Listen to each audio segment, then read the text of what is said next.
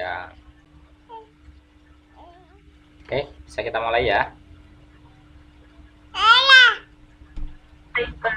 Semuanya dengar kah? Oke. Assalamualaikum warahmatullahi wabarakatuh.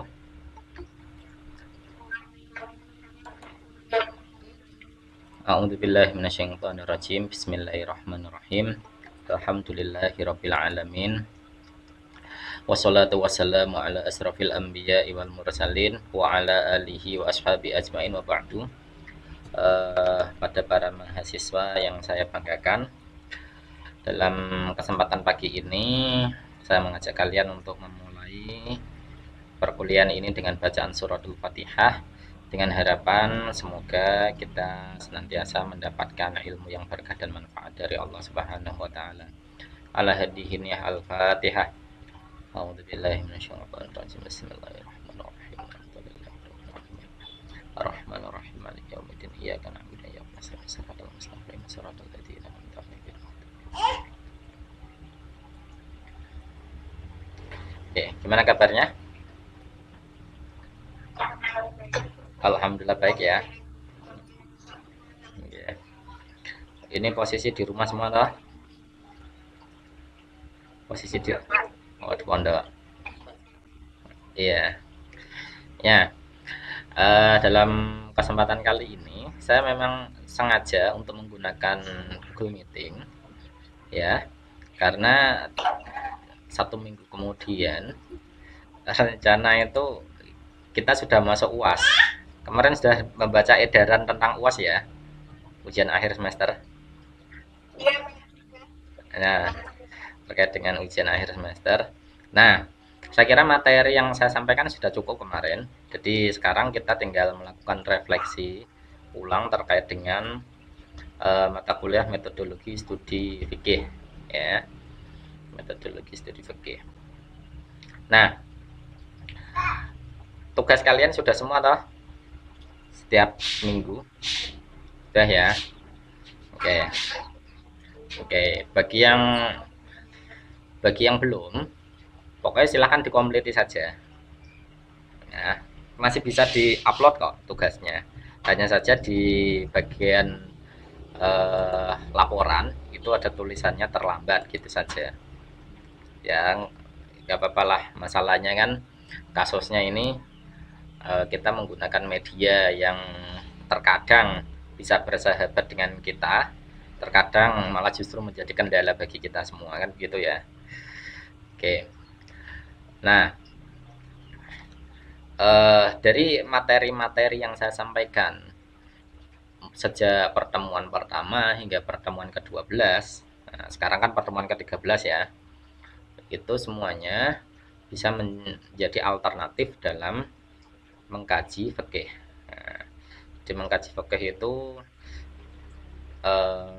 dalam kajian saat ini itu tidak cukup ketika Anda hanya menggunakan usul fikih dan juga qawaidul fikih. Ada beberapa pendekatan yang lain. Nah, ada beberapa pendekatan yang lain sehingga fikih itu akan selalu up to date ya. Fikih itu selalu update. Jadi fikih kan memang sebagai produk ya, produk yang apa ya, hasil dari intisari para ulama dalam memahami ayat Al-Quran maupun juga teks hadis yang kemudian dijadikan sebagai panduan hukum dalam syariatul Islam. Oke. Nah, karena dia sifatnya produk, maka dalam kurun waktu yang terus berjalan, produk itu harus selalu diupdate. Ya, ibaratnya kalau kalian punya Windows atau punya HP, oh ya, otomatis sistemnya kan harus diupdate. Kalau tidak diupdate ya akan gampangnya nggak kompatibel kan begitu. Nah, pakai juga sama, karena dia produk, maka dia harus dikemas ulang kan begitu. Nah, cara mengemas ulangnya kita tetap akan menggunakan usul fikih sebagai kaidah dasar, akan tetapi ada beberapa pendekatan-pendekatan lain, termasuk pendekatan gender, pendekatan sosiologi, pendekatan psikologi, bahkan terakhir kemarin saya menjelaskan terkait dengan pendekatan sains, ya, pendekatan sains untuk merumuskan fikih-fikih, apa ya, hukum-hukum fikih, terutama hukum fikih kontemporer saat ini. Begitu. Jadi dulu ketika orang menjelaskan, misalkan saya menggunakan pendekatan sains ya, ketika dulu orang itu ketika menjelaskan tentang haid ya, itu kan pasti air darah yang keluar dari alat kelamin perempuan yang keluar dalam keadaan sehat, kan begitu ya, dan di situ akan menjadi mani usolah, kan begitu, mani usiam, penghalang puasa, penghalang sholat, kan begitu. Nah, dalam kajian kontemporer kan kita sudah mengenal ilmu biologi ya, ilmu biologi, bagaimana kemudian haid itu bisa terjadi. Nah, kan begitu. Kita akan berbicara masalah pembuahan ya, reproduksi. Reproduksi. Jadi ketika tidak terjadi reproduksi, maka apa itu jenenge? Ovum itu akan meluruh menjadi darah haid, kan begitu. Jadi itu bukan darah, tapi itu adalah apa itu jenenge? Apa? Semacam ovum, nah, sel telur dari perempuan yang keluar. Nah, ini kan beda definisi. Ya, beda definisi. Kalau dalam fikih klasik itu menyebutnya sebagai darah, kan begitu. Damul haidi. Tapi ketika kita berbicara terkait dengan reproduksi, ternyata menstruasi itu bukan karena darah, tapi dari ovum, kan begitu. Nah, ini kita harus update, tahu duduk persoalannya di mana. Nah, terus nanti apakah kemudian ditanya, loh Pak, nanti berarti definisinya bisa berubah Pak. Saya tidak mewajibkan kalian untuk merubah atau apa ya, tapi kalian yang penting tahu duduk persoalannya bagaimana, kira-kira saya menjelaskan masalah itu. Nah, kan begitu loh. Jadi tidak harus sampai ke sana, tapi kalian harus berpikir bagaimana harusnya, kan begitu. Nah, seperti itulah kira-kira dalam metodologi studi fikih saat ini, terutama ini yang saya sampaikan ini sudah metodologi studi fikih kontemporer, termasuk yang sudah menggunakan adalah Syekh Wahbah Az-Zuhaili, Yusuf Al-Qaradawi ya, itu termasuk tokoh internasional terutama di bidang fikih. Juga Yasir Audah, Yasir Audah itu juga tokoh fikih itu. Nah, itu juga sudah menggunakan teori-teori pendekatan kontemporer. Nah, begitu. Itu kira-kira yang dapat saya sampaikan selama 1 semester ini. Nah, sebelum saya masuk ke masalah penugasan kuliah, barangkali ada yang mau ditanyakan selama apa ya, materi-materi selama 1 semester ini yang memang masih belum dipahami apa, silahkan. Ini terbuka untuk kalian semua. Silakan. Kalau tidak ada pertanyaan ya langsung saya lanjut ke tugas akhir. Silakan. Bagi yang mau bertanya, mikrofonnya dibuka.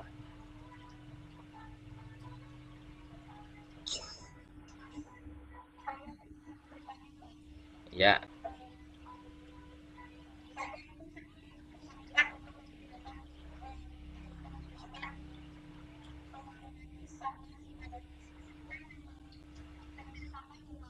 Ya. Oke. Oke, saya jawab dulu ya. Nanti kalau ada yang bertanya disimpan dulu. Nah, ada yang masih belum bergabung? Ada yang saya lupa nganu? Soalnya nampaknya sudah nggak ada ya. Oke, gini Mbak. Psikologi sama sosiologi itu kajian yang berbeda. Ya, kajian yang berbeda. Yang malah justru mirip itu antara sosiologi dengan antropologi, itu mirip. Mirip tapi ada pembedaannya tetap. Nah, tapi yang ditanyakan karena psikologi dengan sosiologi, saya akan jelaskan. Psikologi itu terkait dengan kejiwaan. Ya. terkait dengan kejiwaan seseorang. Oke. Jadi ketika berbicara mengenai psikologi, maka yang tentu akan dipelajari ya tentang ilmu kejiwaan seseorang itu. Misalkan saya kembali lagi ke contoh, ini kebetulan banyak yang perempuan ya, misalkan ke kasus haid ya. Kenapa haid kemudian seorang perempuan itu dilarang melakukan sholat maupun puasa? Why, kenapa? Kan begitu ya. Oke, secara psikologi, mungkin saya nggak pernah ngalami ya, tapi saya sering melihat ketika seseorang perempuan itu sedang mengalami haid atau menstruasi, itu pasti yang dirasakan adalah nyeri. Ya, nyeri nggak? Nyeri ya. Nah, jadi ketika nyeri banget, nah itu mau tidak mau, secara psikis Anda itu sudah mulai ngedrop, down. Ya, saya baru nahan sakitnya saja sudah sedemikian rupa, kan begitu. Ya, sedemikian rupa sakitnya. Kadang kan ada sampai guyonan. Nah, ono wong wedok-wedok lagi ngamuk-ngamuk, oh iku lagi nganu, iku lagi datang bulan kuwi kan begitu. Kan ada yang sampai dedek guyonan ngono karo bapak-bapak kan begitu. Ya. Nah, kan mau kelali. Nah, ketika sudah seperti itu, mau tidak mau orang perempuan ini, wah aku sekarang ini kok bukan ijeh ngurusi iki kan, belum lagi syarat untuk sholat itu kan benar-benar harus suci benar ya, nggak boleh ada kotoran apapun, bahkan kalau darah istihadah aja harus dipastikan bersih ketika melakukan sholat kan begitu. Apalagi darah haid kan tidak langsung mancur seketik semuanya ya, kadang mancur, kadang tidak, kadang keluar, kadang tidak kan begitu. Pas deres saya deres banget kan begitu. Nah itu justru mengganggu aktivitas. Nah ini secara psikis seorang perempuan itu turun. Nah turun akhirnya, daripada dia tetap diwajibkan untuk melakukan sholat dan terganggu begitu ya jangan. Akhirnya itu dia disyariatkan untuk tidak melakukan sholat. Begitu juga puasa. Nah, kan begitu. Ini beda dengan umat terdahulu, misalkan umat Yahudi ya. Yahudi itu cara peribadatannya ketika perempuan itu mengalami menstruasi ya, secara psikis mereka tetap diwajibkan untuk melakukan ibadah, tapi ibadahnya bukan seperti umat Muhammad ya, karena umat Yahudi itu kan termasuk umatnya Nabi Musa ya. Nabi Musa, Nabi siapa itu, banyak dari nabi-nabi Yahudi itu banyak sekali ya. Jadi umat Yahudi paling kan Nabi Musa itu sendiri ya, itu masih diwajibkan. Bahkan secara sosiologis mereka yang mengalami haid semacam itu justru disingkirkan oleh kaumnya, bahkan suaminya sendiri menyingkirkan istrinya. Nah kan begitu. Nah ini kondisi psikisnya sudah berbeda ini. Jadi mereka, kalau ya orang-orang seperti Yahudi itu dengan ajarannya Nabi Musa, mereka tetap diminta untuk melakukan sebuah peribadatan, tapi ibadahnya mereka tidak sesering ibadah Nabi Muhammad ya, umatnya Nabi Muhammad maksud saya, tidak sesering itu. Kalau umatnya Nabi Muhammad kan sampai 5 waktu ya, 5 waktu, belum lagi nanti puasanya 1 bulan suntuk kan begitu. Nah lah ini sudah memberikan perhatian secara psikis terhadap umat-umat saat ini. Jadi nggak usahlah yang sudah mengalami itu ya sudah nggak usah sholat, nggak usah puasa kan begitu. Nah itu jadi psikologi itu lebih ke kejiwaan Mbak, kejiwaan. Kalau dulu saya mencontohkan kan terkait dengan bagaimana sikap kita terhadap orang gila kan begitu ya, dulu contohnya. Nah, ini kasusnya beda lagi, benar podo kan gitu. Oke, terus terkait dengan pendekatan sosiologis. Nah, sosiologis ini terkait dengan relasi hubungan sosial di masyarakat. Gitu. Relasi sosial di masyarakat. Contohnya gini, dalam memberikan zakat itu kan nek nenggone ayat Al-Qur'an itu kan diberikan kepada asnafus samaniyah, ya. Asnafus samaniyah diantara ada fakir, miskin, yatim, gorem, amil, dan seterusnya lah ya. Kalian sudah tahu itu. Oke. Lah, dalam kondisi sosial di masyarakat kalian, kira-kira orang yang lebih membutuhkan, ya, orang yang lebih membutuhkan zakat itu siapa? Apakah mu'alaf, apakah ibnu sabil, ataukah fakir, ataukah miskin, ataukah bagaimana? Kan begitu. Dulu, ini saya flashback dulu pada masa Umar ibnul Khattab ya. Umar ibnu al-Khattab ya. Sayyidina Umar saat itu dengan gagasannya itu dia tidak lagi memberikan zakat kepada mu'alaf. Karena apa? Karena kondisi sosial di masyarakat saat itu, mu'alafnya itu kaya-kaya. Mu'alafnya itu kaya-kaya pada masa Umar itu. Ya. Jadi Umar itu melihat mereka itu nggak perlu diberi zakat, mereka sudah kaya. Apalagi mereka sudah mulai militan. Jadi mereka sudah mulai royal terhadap Islam, kan begitu. Dia sudah loyal terhadap Islam. Beda dengan masa Nabi.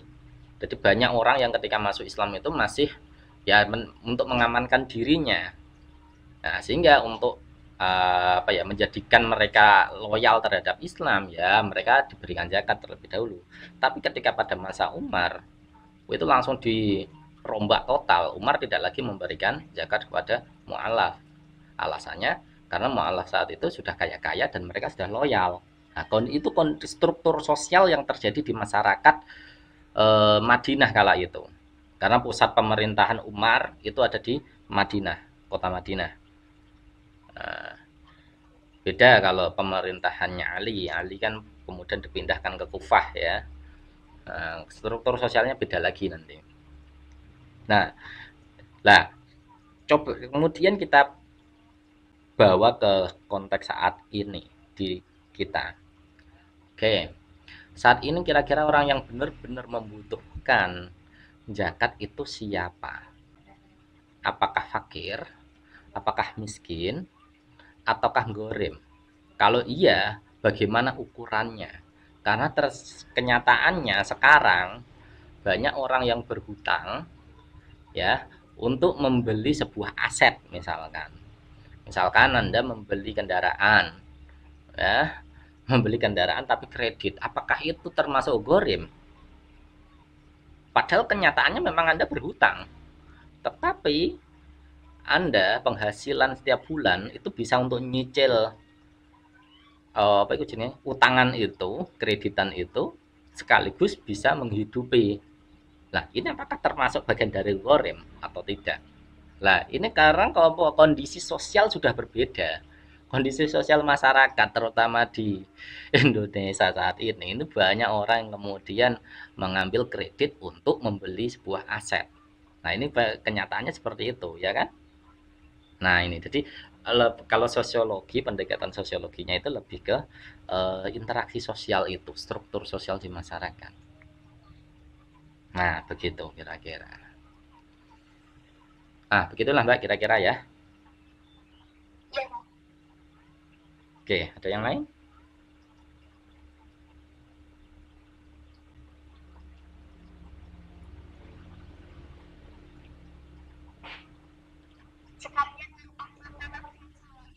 Waduh, ya berarti kabeh engko.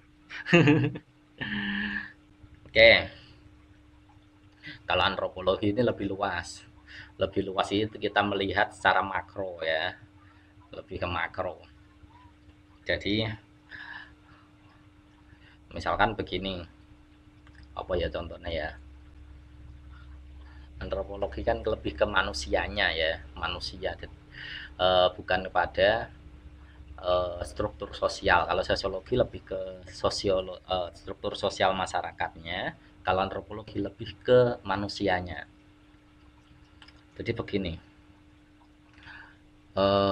apa ya? Saya contohkan sing kira-kira memang bisa apa ya?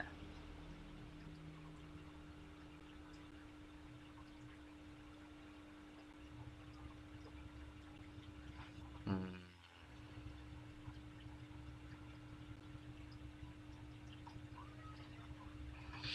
apa ya contohnya? Jadi begini, misalkan kalau saya mau mengambil contoh terkait dengan hewan kurban, kira-kira Anda bisa menangkapnya enggak ya? Jadi begini, kalau kita berbicara kurban, ya, selama ini yang Anda tahu kurban itu apa saja yang digunakan untuk kurban hewannya? Hmm, sapi. Oke, kerbau. Saya tanya, kerbau di Arab ada nggak?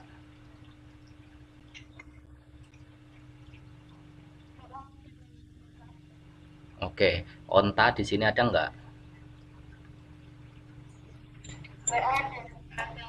Oke, kenapa kok kemudian di sini ada kerbau, sementara di sini tidak ada onta? Tagnya bagaimana? Nah, jadi begini ya, saya melihatnya begini. Kalau kita konteks lebih luas lagi, hewan kerbau itu memang lebih familiar bagi masyarakat nganu apa? Tropis ya, masyarakat yang hidup di daerah tropis. Ya, kayak di Indonesia ya. Itu hewan kerbau.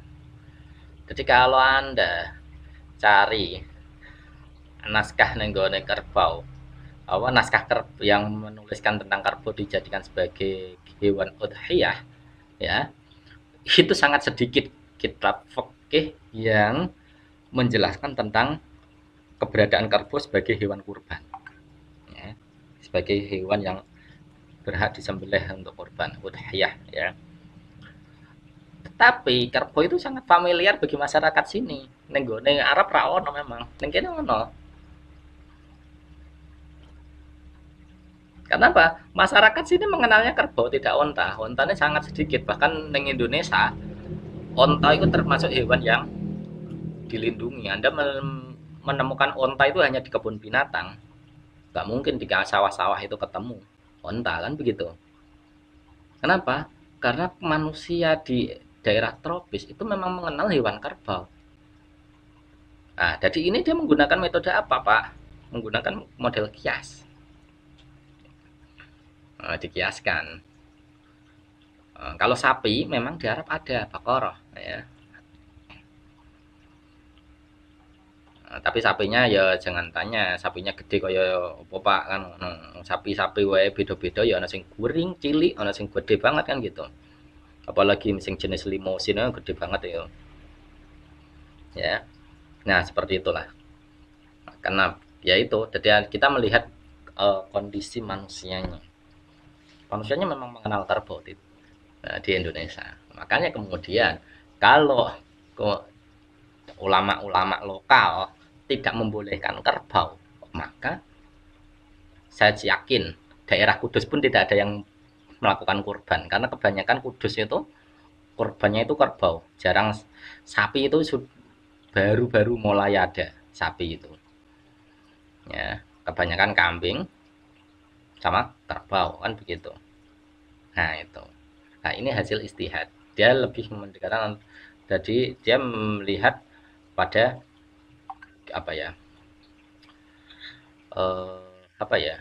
Geokultur masyarakat di daerah sini. Hmm, apalagi Sunan Kudus itu paham dengan kultur masyarakat di Kudus pada masa itu. Nek sapi ra entuk, kerbau on entuk. Apalagi mereka mengenalnya memang kerbau, nggak ada onta saat itu kan begitu. Ibaratnya begitulah ya, paham ya antropologi. Itu salah satu contoh, contohnya banyak lagi lah. Oke, yang lain?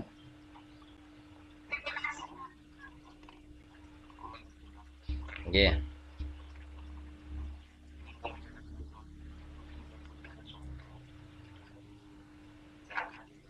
Oke.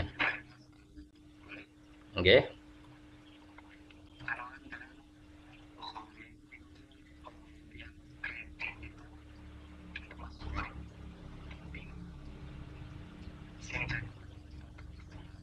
Heeh.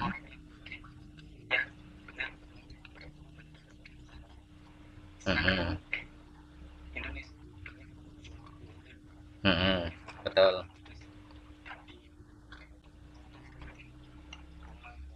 Iya.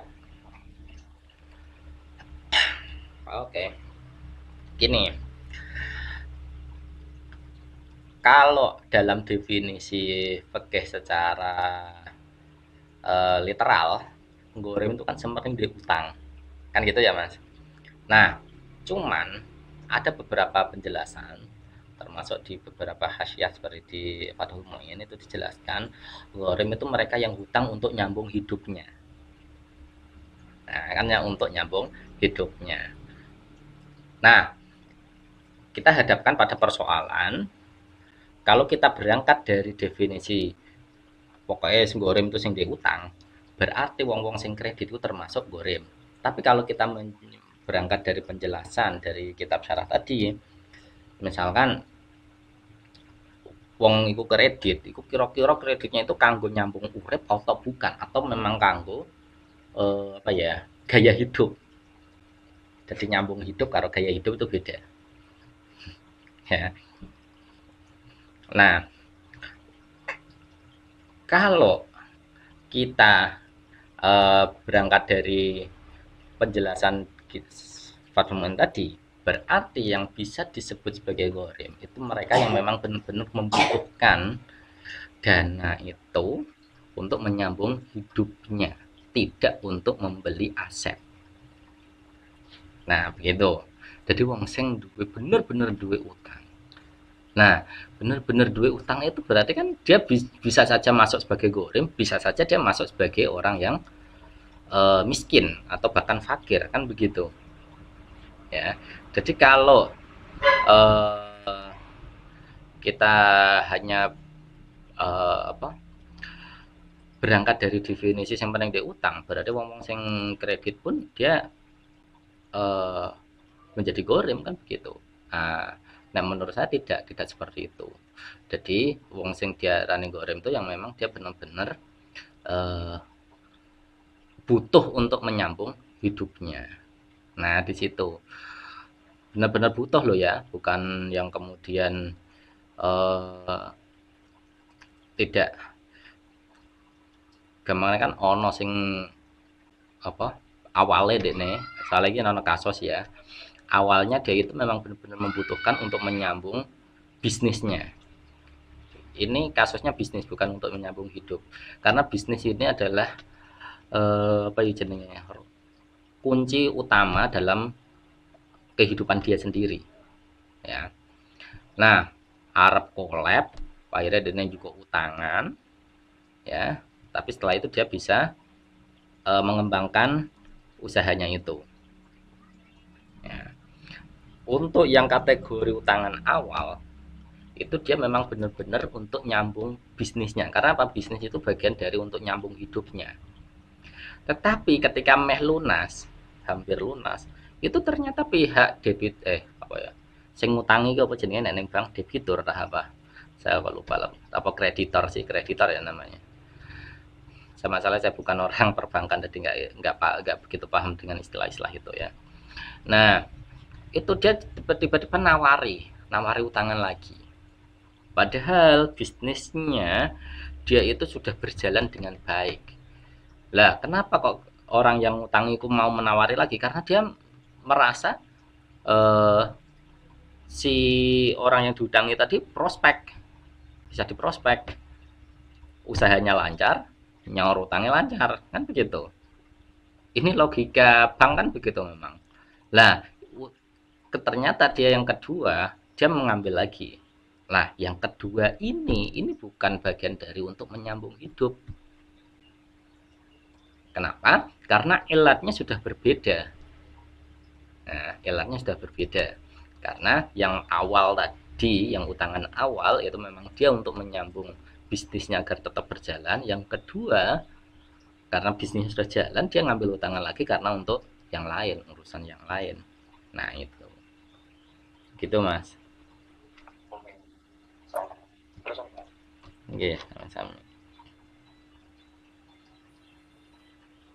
Oke, satu pertanyaan lagi ya kalau ada. Ini kan aslinya kita sampai jam 8.40, tapi ini saya sampai jam 9 ya. Tapi kalau mau lebih dari satu, kalau lebih dari satu pertanyaan lagi ya nggak apa-apa, silahkan. Nanti saya akan jelaskan terkait dengan tugas akhir.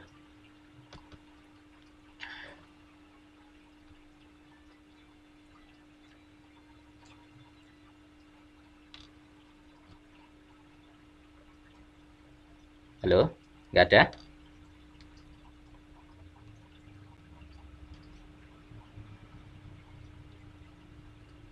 Sudah nggak ada ya? Oke, kalau sudah nggak ada, saya lanjutkan terkait dengan tugas akhir ini.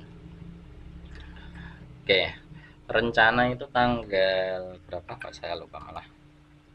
Tanggal 21 ya. 21 sampai 25. Itu kita sudah masuk UAS.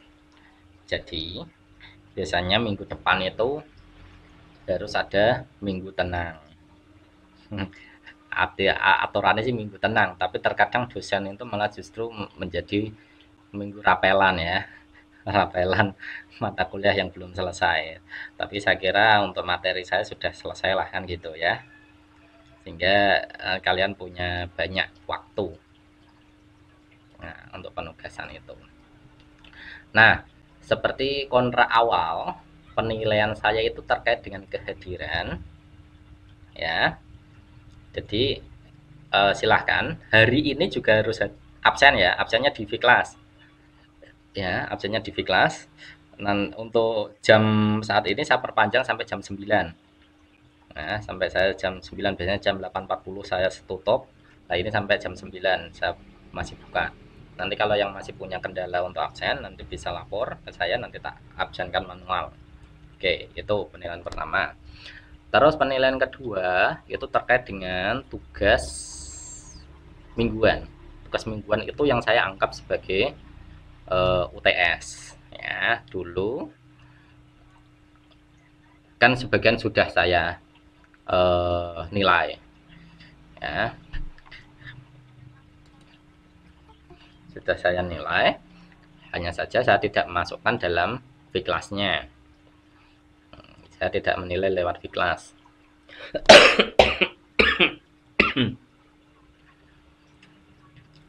Nah,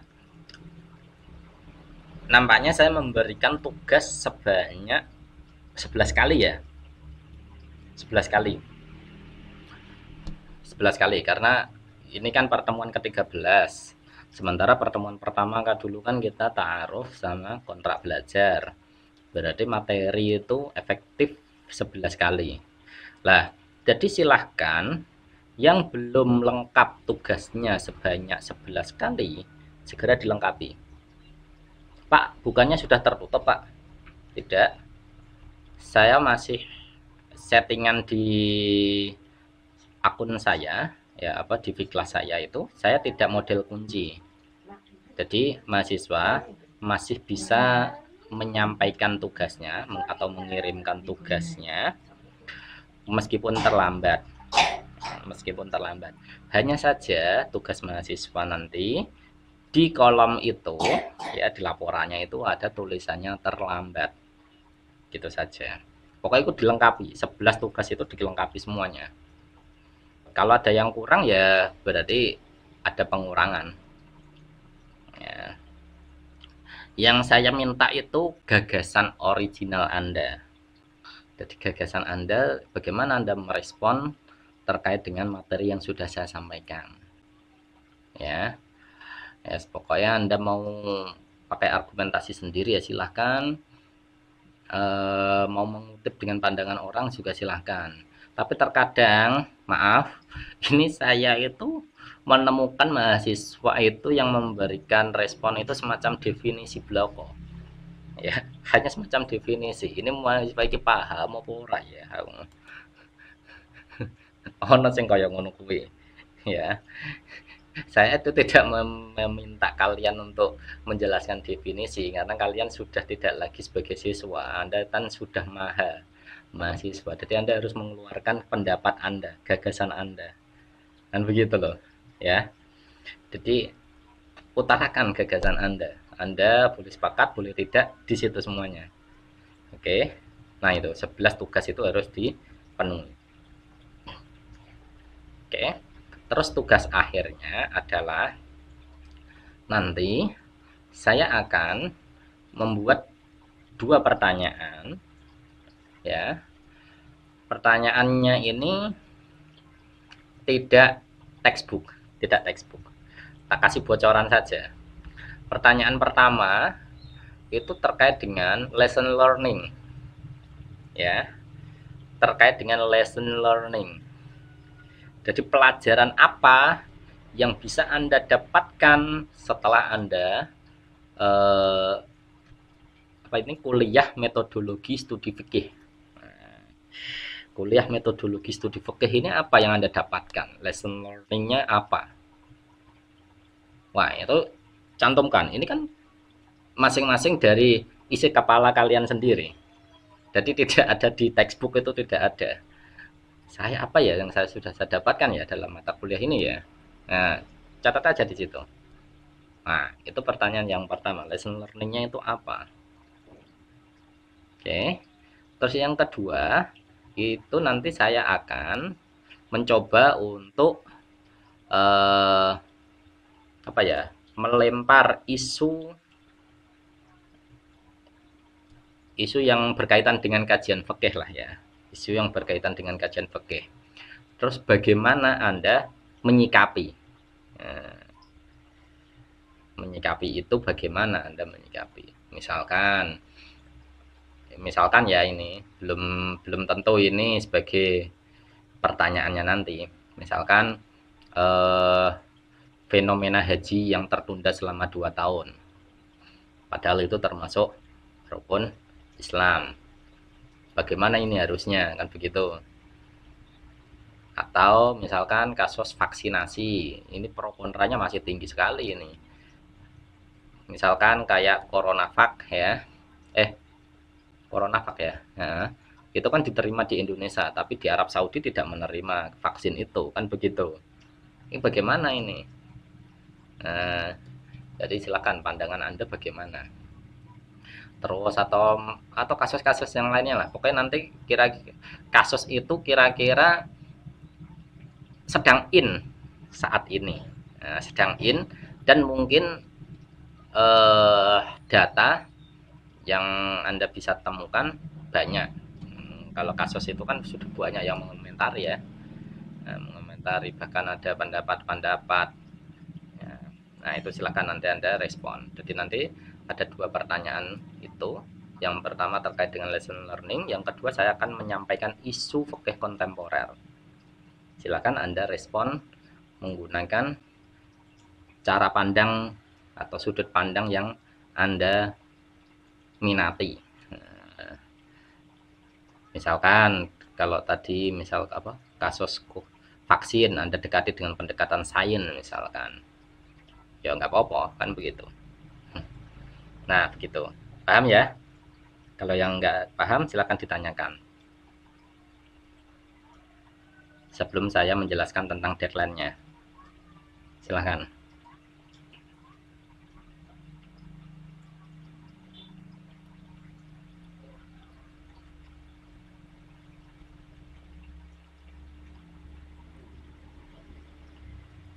Tes.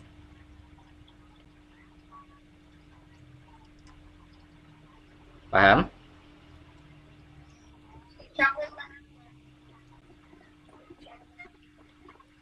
Oke, paham ya. Oke. Nah, untuk deadline tugasnya ya sesuai dengan gimana ya? Aslinya kan sesuai dengan jadwal itu.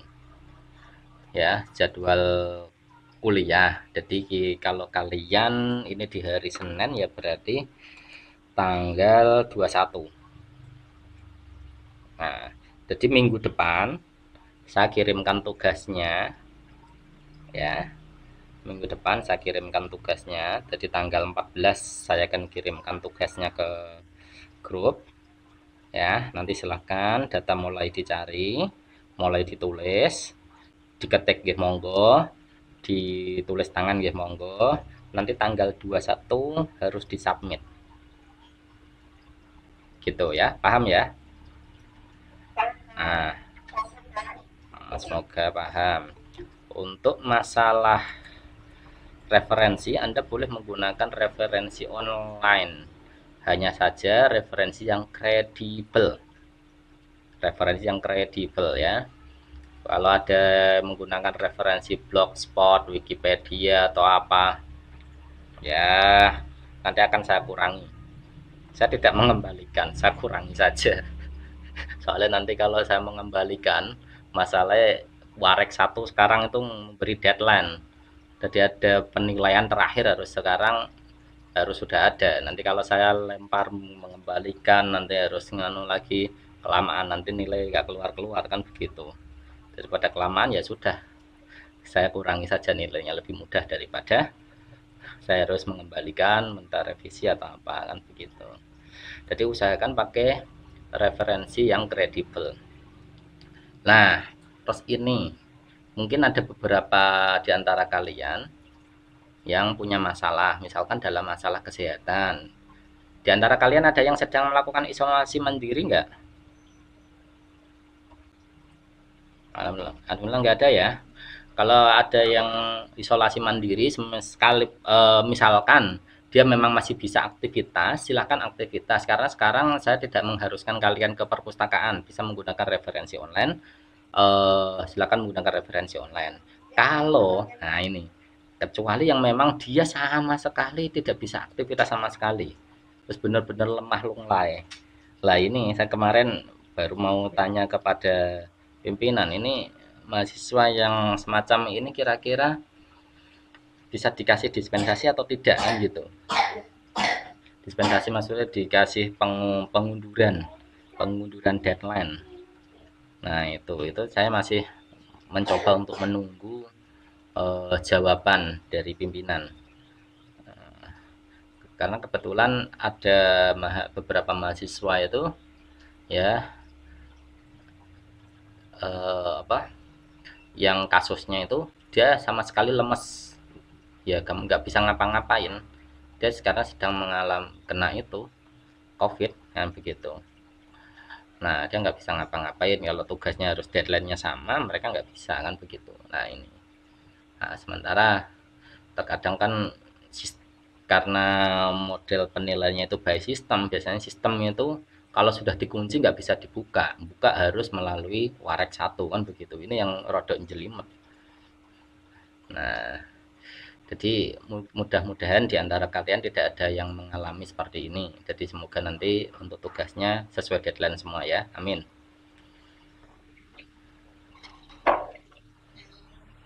Oke. Nah, itu. Jadi kalau mohon maaf apabila kok memang ternyata ada yang sedang isolasi mandiri, selama dia masih bisa aktivitas, silahkan digunakan. Semuanya serba online semuanya. Gitu. Oke, ada pertanyaan?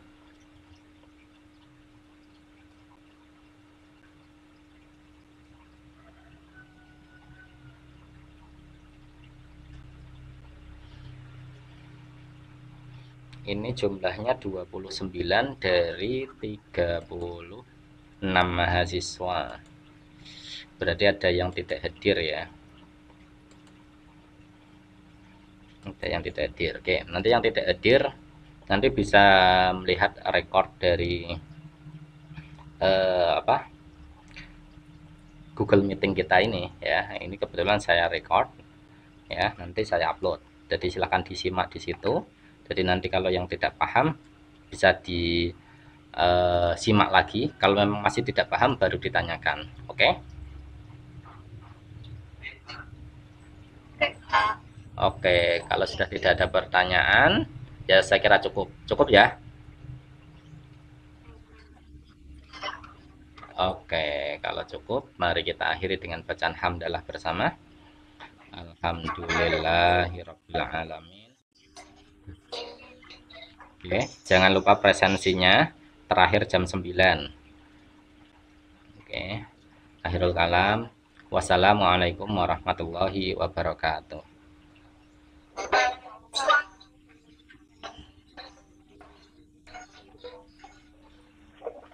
Oke, saya close ya. Sampai jumpa di semester berikutnya. Sama-sama. Oke, sami-sami. Oke.